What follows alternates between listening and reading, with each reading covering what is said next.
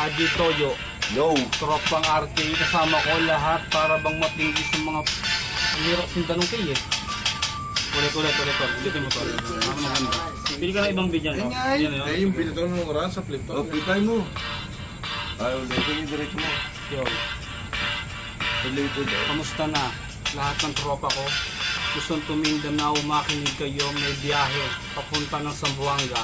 Sama ka sa MNLF, doon tayo makipaggera.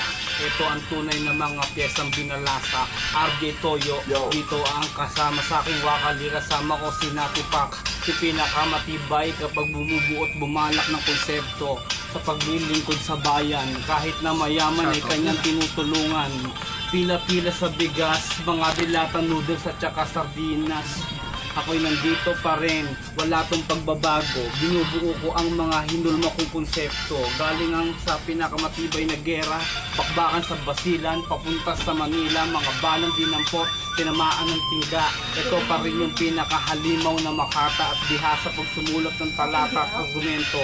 Salamat sa lahat ng tropang kabiteng yung sumusuporta hanggang umabot sa Las Piñas. Kasama ko yung pinakamatibay at matikas na kapitan. Hindi ito magbabago. Lahat ng mga pyesa ibabaw ko para bang binabalasang salita at kataga. Kaliwat kanan isang makatang dumapan, ang pinahiya ng isang bumangon na ulit.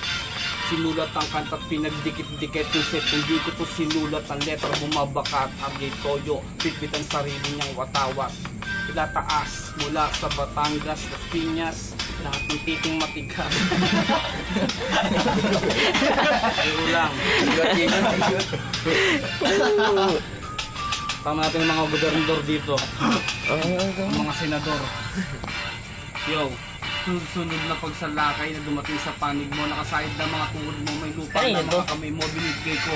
Pwede mangyari pagtapos ng bukas. Dala ko ay nakasubalit, pinagat ka na ba ng ahas? Marahil ay nagtatanong ka. Sabi sinabi, wala ka naman sinabi. Ano? Bakit na nakabisikleta? Tigo! Ang dalawa nakasakay sa bisikleta. Ang ganda ng takbo parang doon sa may luneta. Marami pang tilapia sa ilog. Sisirin mo parang binilog lang na betlog. Isang pulutan. Gawa sa chicharon ng manok. Mga ate, si Saito ay narinig ko. Antena remote, paper payong.